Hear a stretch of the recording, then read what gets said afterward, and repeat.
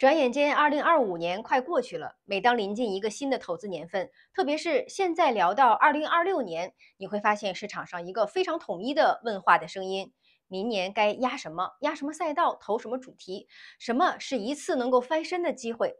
但我想先问大家一个更现实的问题：如果你判断错了，那你现在的资产结构扛得住吗？过去这几年呀，市场其实已经给了我们很多提醒，很多普通人也不是不努力，也不是不懂逻辑，而是在他们的资产配置结构当中没有缓冲层。所以一旦行情出现了波动，不是亏在了方向判断，而是输在了被迫提前离场。所以今天这期视频呢，我不讲2026年什么资产会涨，也不讲进攻策略，而是先把一件事情给大家讲清楚。普通人在任何投资开局之前，一定要先配好的三类保底资产。所谓的保底资产，不是收益最低的资产，而是在出问题的时候最不容易出大事儿的资产。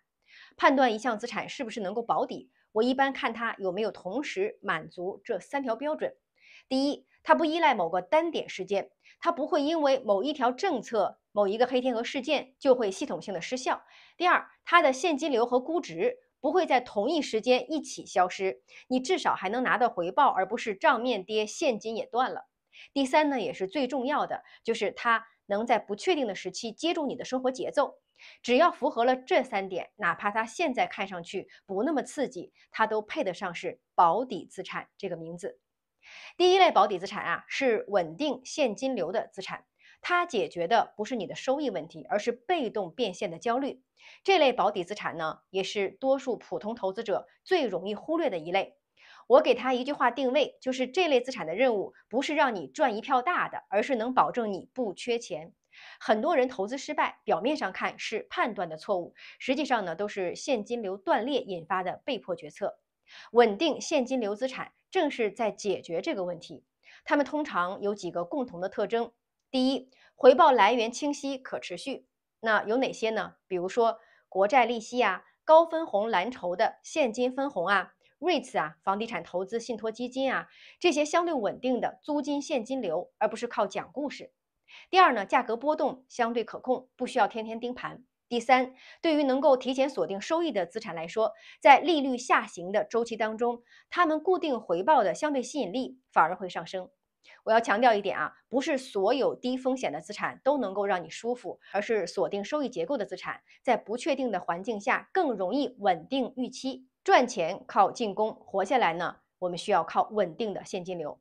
第二类保底资产呢是危机对冲资产，它不常用，但是关键时刻会救你的命。这类保底资产呢是很多人口头承认重要，但是实际配置当中呢却偏少的一类。它未必天天给你带来正反馈，但是一旦你的配置系统出现了问题，它往往是最先起作用的那一层。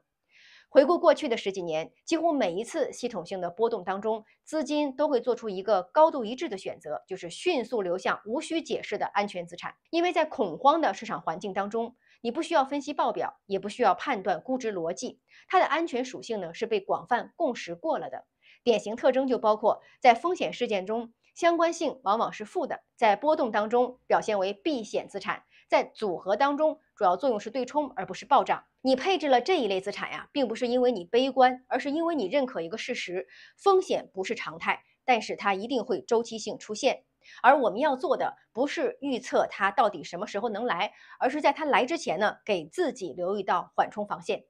第三类保底资产呢是抗周期的压舱石，这一类保底资产是我认为最容易被忽略，但是长期权重极高的一类。那在这里呢，我分两层说。第一层啊是资产层面的压舱石，它通常具有以下几个特点，就是和真实长期的需求相绑定，不完全依赖估值的扩张，即使不涨呢也不容易崩塌。这里的关键词也不是房子和股票，而是它的结构是否是抗周期的。第二层呢，是我们个人层面的压舱石，这往往是最容易被普通人低估的保底资产。比如说，你稳定分散的收入来源，不被单一行业或者平台锁死的技能，在不同的经济周期仍然有人付费的能力。对普通人而言啊，真正能抗住风险的，往往不是市场里的某个品种，而是你本身的持续输出能力，因为它决定了你有没有资格等下去。如果你问我2026年普通人最重要的投资目标是什么，我的答案很简单，不是压中趋势，而是别在波动当中被淘汰。当我们把以上这3类保底资产的配置完成，你就会发现呀，未来不管是有了机会，市场会调整，还是出现了新的周期轮动，你都还能留在牌桌旁边，因为机会永远属于那些没有被迫离场的人。我是苏涵，我们下期见。